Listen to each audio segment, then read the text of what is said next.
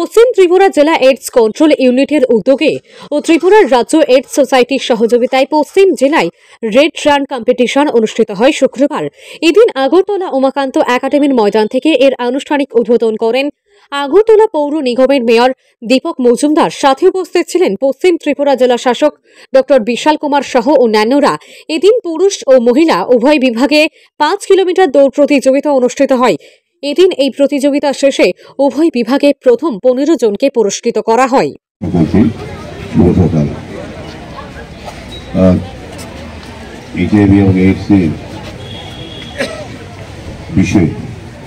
বিশেষ করে যুব সম্প্রদায়কে, যুব সমাজকে সতর্ক করা, সচেতন করা এবং এইডস বা HIV-কে প্রতিরোধ করার জন্য 2023 সাল থেকে ভারত সরকারের স্বাস্থ্য দপ্তরের উদ্যোগে রেড রান যে আয়োজন করা হয়েছিল, তাই অঙ্গ হিসেবে আজকেও আগরতলা শহরের উমাকান্ত একাডেমি থেকে এই রেড রানের প্রতিযোগিতা অনুষ্ঠিত হবে এবং বিভিন্ন ডিস্ট্রিক্ট লেভেলে এটা হচ্ছে। তো আমি যারা আজকে বিশেষ অনুষ্ঠানে অংশগ্রহণ করেছেন, আমাদের ডিএম সাহেব ওয়েস্টের আছেন এবং এসডিএম সাহেব আছেন, আমাদের সিএমও সাহেব আছেন, ডেপুটি এসপি আছেন ট্রাফিক দপ্তরে সহ সিএমও রঞ্জন বিশ্বাস যেটা প্রারম্ভিক বক্তব্য রেখেছেন।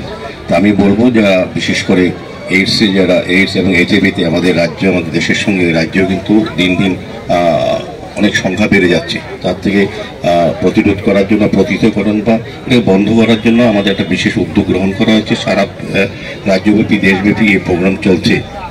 আমি বলবো এটা খুবই অত্যন্ত গুরুত্বপূর্ণ সময়ে আমাদের একটা ভূমিকা গ্রহণ করতে হবে। যুব সমাজকে, যারা আগামী দিনে আমাদের সমাজ এবং রাষ্ট্র পরিচালনায় অংশগ্রহণ করবে, তাদেরকে সুরক্ষিত রাখা, তাদেরকে সচেতন করা এবং সুস্থ রাখার দায়িত্ব কিন্তু আমাদের প্রত্যেকের আছে। আজকের এই রানে যারা অংশগ্রহণ করবেন তাদেরকে আমি ধন্যবাদ জানাচ্ছি এবং আগামী দিনও আমরা এইডস বা HIV আক্রমণ থেকে যুব সমাজকে রক্ষা করার জন্য বা সচেতন করার জন্য এই ধরনের প্রোগ্রাম আরও অনুষ্ঠিত হবে। সার্বিকভাবে আমি এই রানের সফলতা কামনা করছি। প্রতিযোগিতায় যারা অংশগ্রহণ করবেন তাদেরকে ধন্যবাদ এবং শুভেচ্ছা জানাচ্ছি। নমস্কার। Bureau report, PV north east.